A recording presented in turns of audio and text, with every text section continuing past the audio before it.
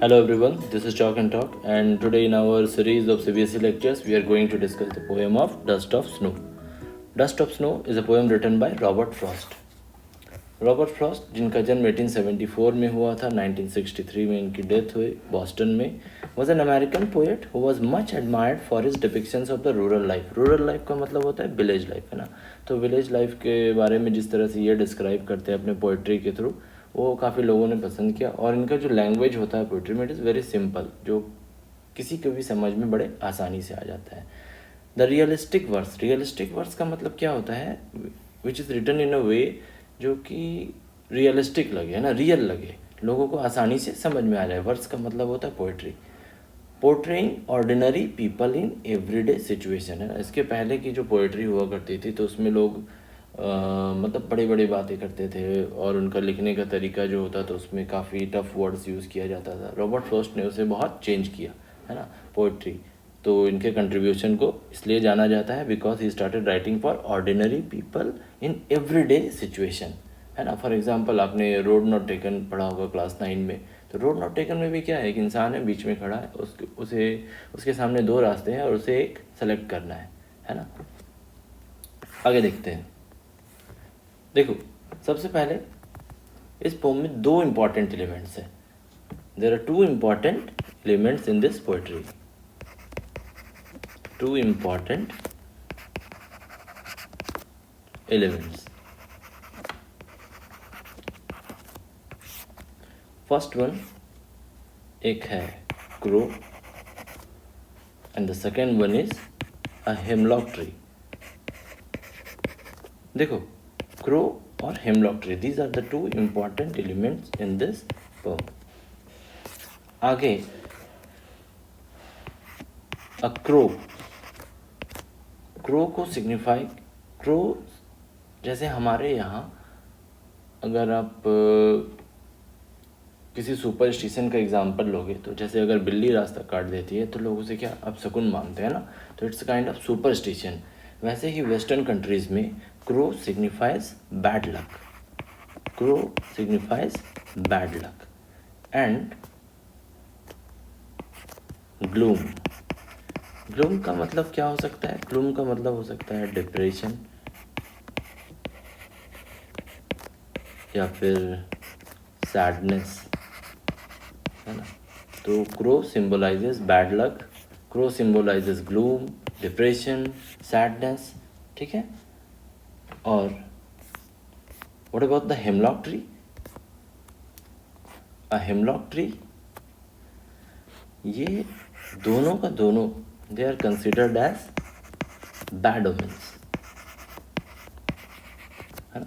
they are considered as bad omens. omens क्या होता है? omen का मतलब हो गया, omen refers to there are some superstitious beliefs, है ना. कुछ superstitious beliefs होते हैं, है ना, उसे हम लोग क्या बोलते हैं? omens.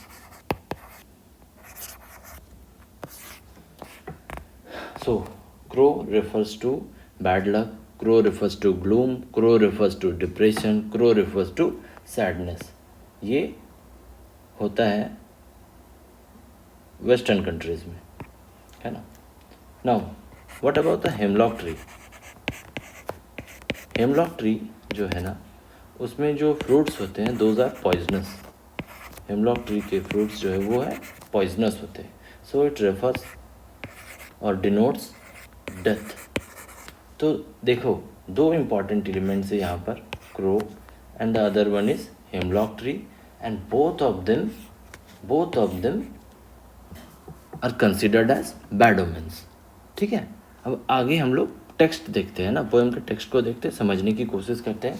And why is it so important to understand कि क्रो और हेमलॉक ट्री दोनों के दोनों क्या है? बैड ओमेंस को डिनोट करते हैं. आगे देखो.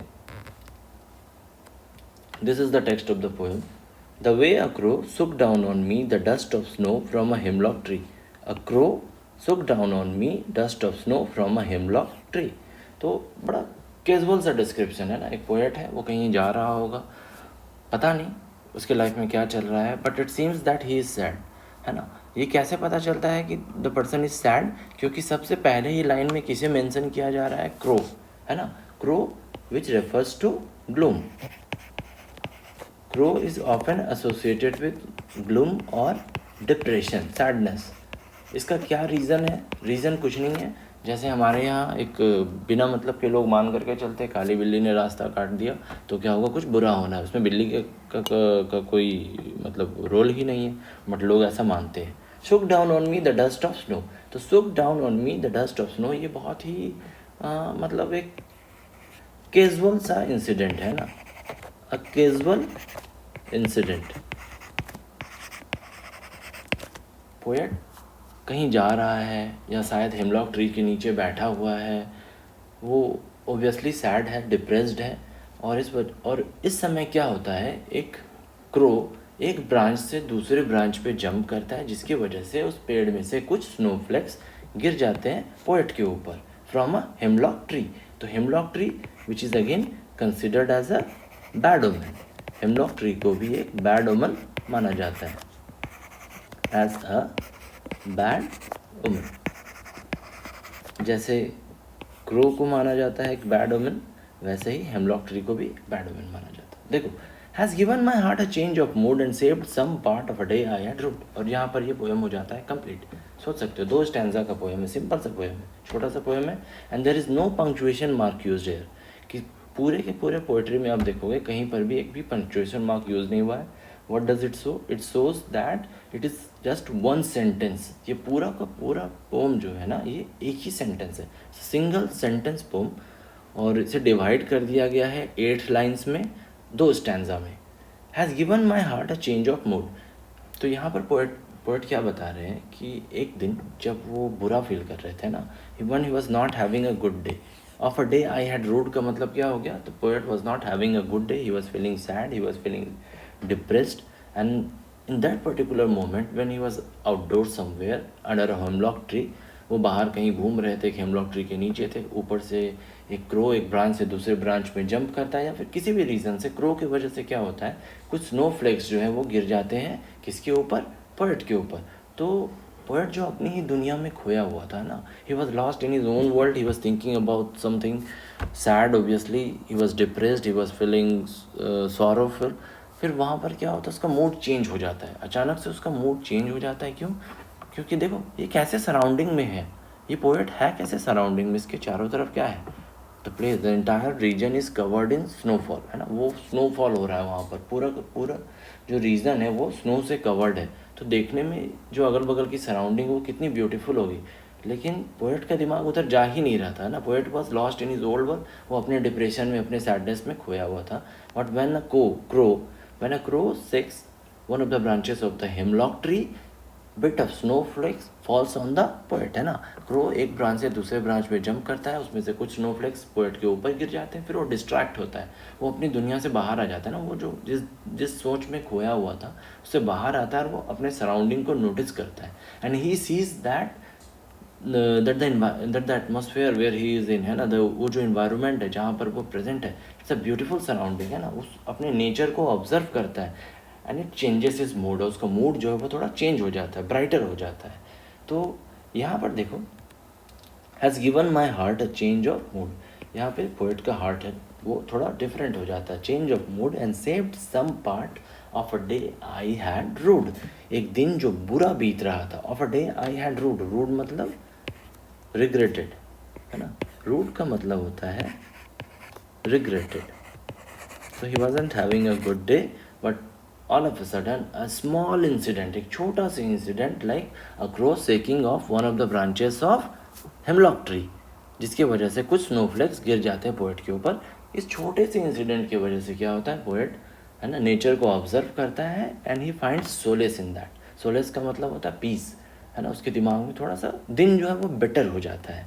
देखो लास्ट टाइम इसने बताया है कि of a day I had rued, the अभी तक का जो दिन था ना इसका, वो अच्छा नहीं जा रहा था ना. ही was not having a good day. Poet basically यही बताने की कोशिश कर रहा है यहाँ पर, that he was not having a good day.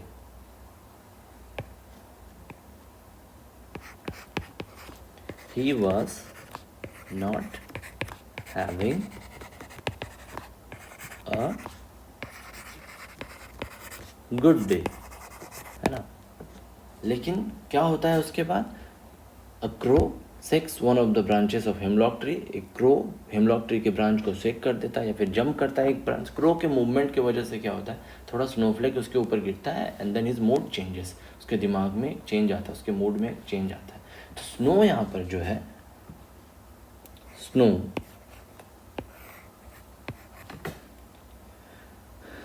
Snow denotes purity, है ना, या फिर ब्लेसिंग। स्नो क्या डिनोट करता है, प्योरिटी या फिर ब्लेसिंग।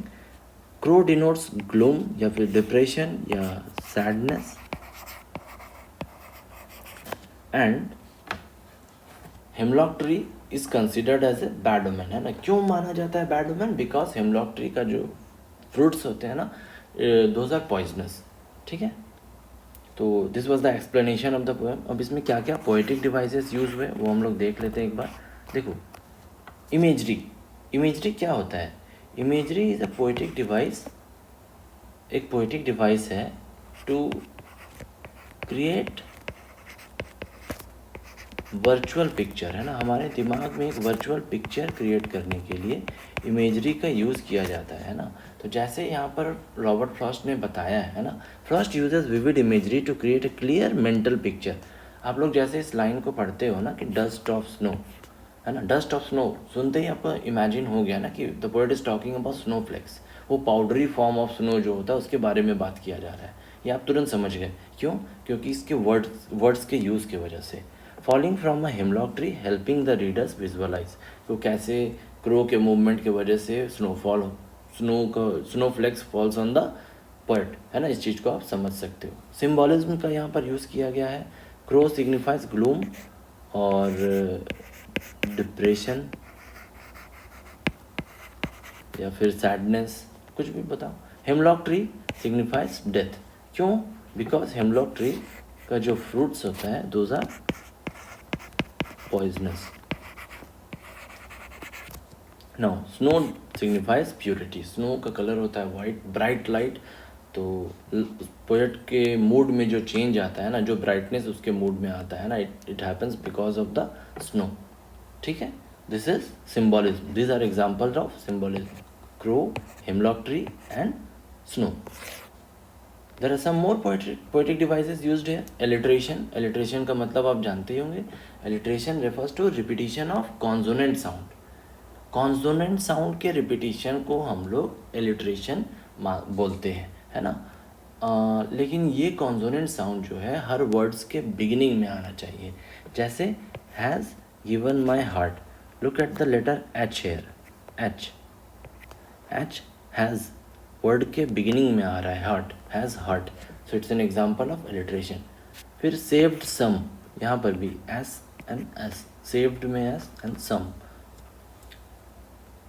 राइम स्कीम, हाँ, the rhyme scheme of this poem is A B A B, A B A B के राइम स्कीम में ये लिखा गया है ना। इट्स इजी टू अंडरस्टैंड, काफ़ी आसानी से समझा जा सकता है। And look at the poem, crow and snow A A, me and tree B B, heart and part C C, mood and rude D D. तो A B C D, this is the rhyme scheme of this poem, है ना।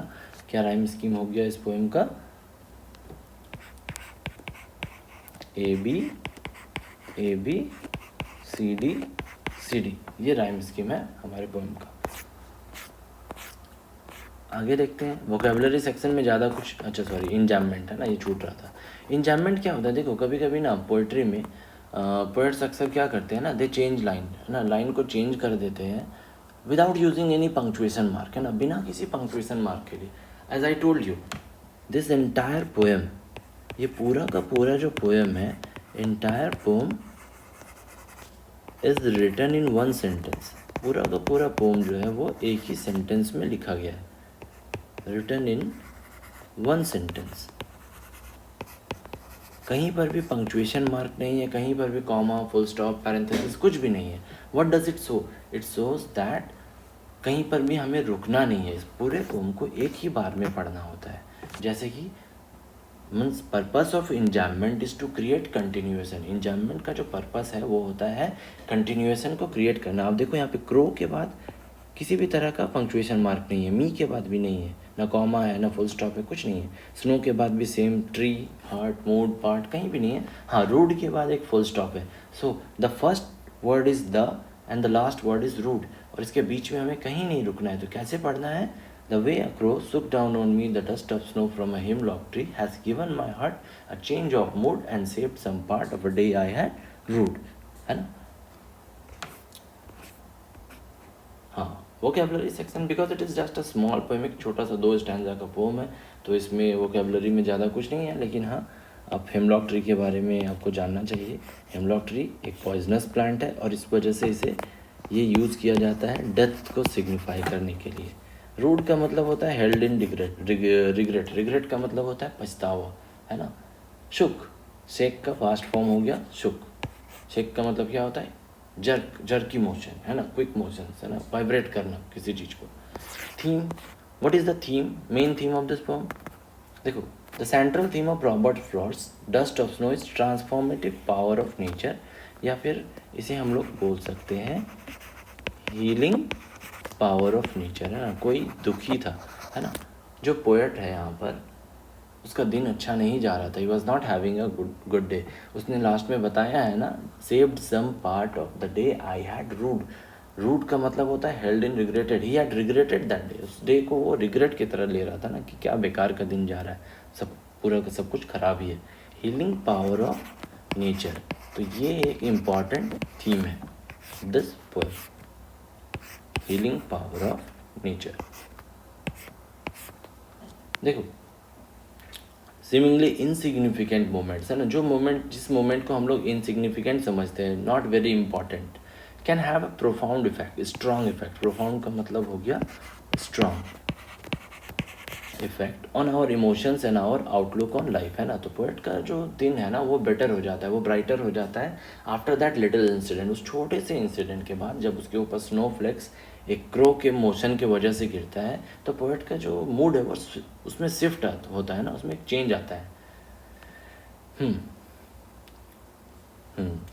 Crow shaking snow from a tree can uplift the speaker's mood, है ना? Speaker का mood यहाँ पर क्यों uplift हो रहा है? Because of the reason that the crow's motion has caused bit of snowflakes to fall on the speaker, है ना? स्पीकर के ऊपर snowflakes गिरते हैं, उसका मूड चेंज हो जाता है।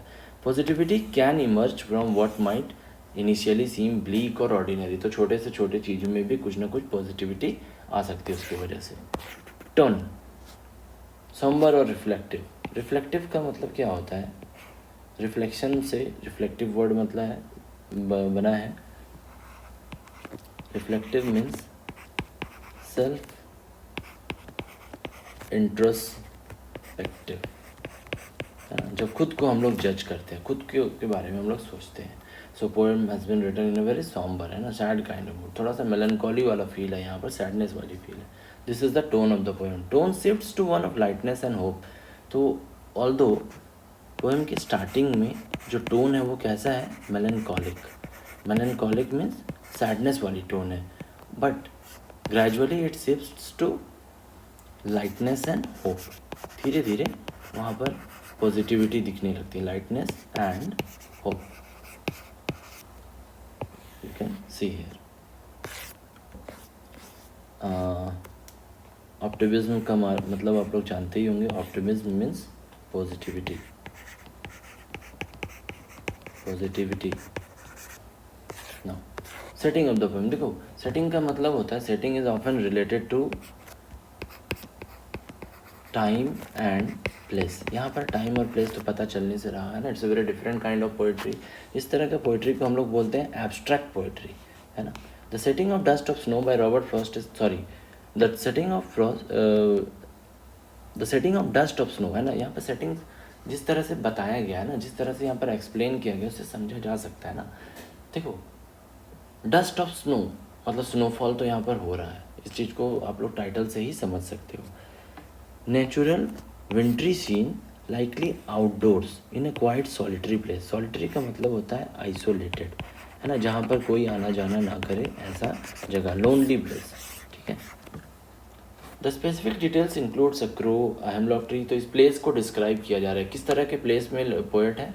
पोएट एक आइसोलेटेड प्लेस में है, एक सॉलिटरी प्लेस में है, और ये आउटडोर है ऑब्वियसली, नेचुरल सा सीन है, विंटरी सीन है, बहुत ज़्यादा बर्फबारी हो रही है वहाँ पर। हाँ, ये दिस वन इज़ इम्पॉर्टेंट, आपको ये समझना है। Crow a bird sometimes link to omens, है ना, bad omens, create somewhat gloomy and sombre backdrop, है ना, यहाँ पर मेलनकॉलिक बैकड्रॉप, सोम्बर का मतलब होता है मेलनकॉलिक, है ना, melancholic is a word which can be termed as sadness. Summary, what is the summary, है ना, जल्दी जल्दी हम लोग समझ लेते हैं। Dust of snow by Robert Frost beautifully captures a small seemingly insignificant, insignificant का मतलब होता है not very important moment in nature, a crow shaking snow from a tree, है ना, क्रो के मूवमेंट की वजह से जो बर्फ थोड़ा सा गिर जा रहा है। How it changes the speaker's mood, है ना, तो एक छोटे, इतना छोटा, जितना मामूली से इंसिडेंट की वजह से क्या होता है, एक स्पीकर जिसका दिन अच्छा नहीं जा रहा था, वो इज़ नॉट फीलिंग हैप्पी, उसके मूड में एक चेंज आता है, एक शिफ्ट आता है, transformative power of nature. The simplicity of the scene contrast with the deep emotional impact, है ना, तो सीन जो है यहाँ पर बड़ा सिंपल सा है ना, कौवा का मूवमेंट के बारे में बात हो रहा है, थोड़ा सा बर्फ गिर गया, तो बड़ा सिंपल सा बात है, लेकिन डीप इमोशनल इम्पैक्ट, है ना, पोएट जो सैडनेस फील कर रहा था, जो सॉरो में था, डिप्रेस्ड फील कर रहा था, उसके मूड में चेंज आता है ना, छोटे से इंसिडेंट की वजह से। The poem highlights how small experiences can shift our perspective, perspective का मतलब होता है हमारे सोचने का तरीका, हमारा जो हमारे दिमाग में जो कुछ भी चल रहा है वो हमारा पर्सपेक्टिव है, वो चेंज हो सकता है छोटे से छोटे इंसिडेंट की वजह से भी।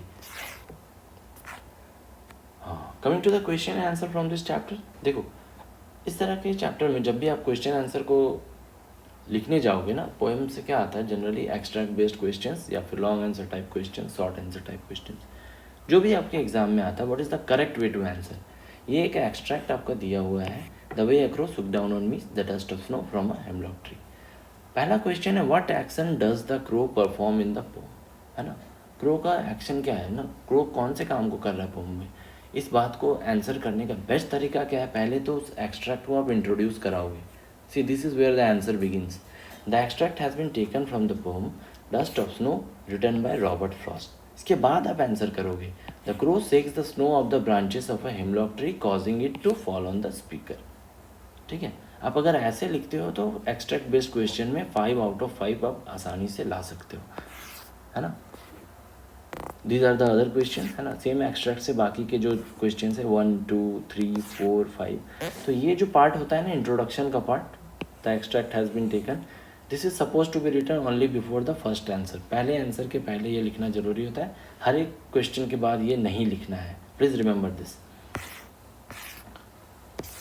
This is another extract based question, है ना, यहाँ पर और भी कुछ क्वेश्चन दिए गए हैं, आप लोग इसे पढ़ना, जैसे कि यहाँ पर है, what is the significance of the crow in the poem, crow का क्या इंपॉर्टेंस इस पोएम में, crow obviously plays a very important role, क्यों, बिकॉज क्रो सिग्निफाइज डिप्रेशन और सैडनेस और ग्लूम, है ना, लेकिन क्रो की वजह से क्या हो रहा है, वहाँ पर एक चेंज आता है मूड में, एक चीज, to bad omens hemlock tree and crow causes a shift in emotion in the poet, poet के दिमाग में जो शिफ्ट हो रहा है, इमोशनल शिफ्ट हुआ, it happened because of crow and hemlock tree.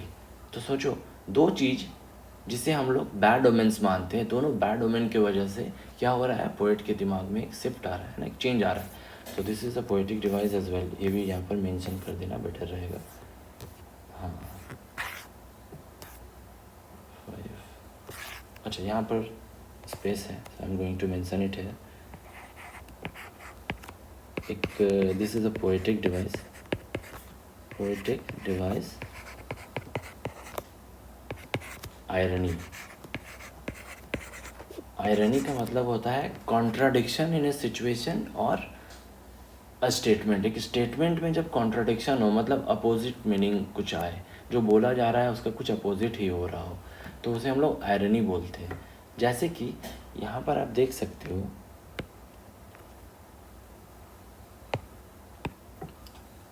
Crow and hemlock tree, ये दोनों के दोनों क्या है, दे आर बैड ओमेंस, है ना, बैड ओमेंस, और ये कर क्या रहे हैं,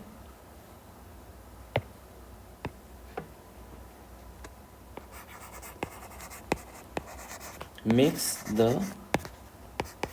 पोएट हैप्पी, है ना।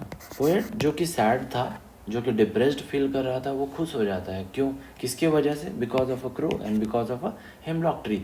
हेमलॉक ट्री और क्रो दोनों को क्या माना जाता है? Bad omen. तो सोचो, बिल्ली रास्ता काट करके भाग गई, उसके वजह से आपका कुछ अच्छा हो जाए, तो ये क्या है? N example of irony. लोग हमेशा ये बोलते हैं कि अगर बिल्ली रास्ता काट देगी तो कुछ बुरा होगा, लेकिन बुरा के बजाय अगर कुछ अच्छा हो जाए तो उसे क्या मानेंगे हम लोग? आयरनी, है ना।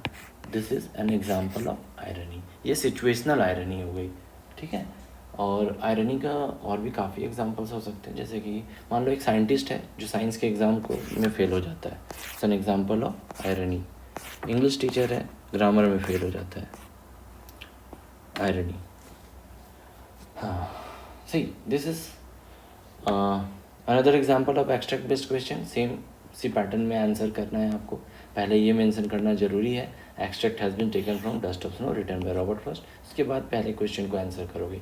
How does the speaker's mood change in the poem? The speaker's mood change from negative और रिग्रेटफुल टू मोर पॉजिटिव, है ना। नेगेटिव से वो चेंज होता है किस डायरेक्शन में? पॉजिटिव डायरेक्शन में। ऐसे ही बाकी के क्वेश्चंस को भी देख लेना। यहाँ पर क्या क्वेश्चन दिए हुए हैं, देखो।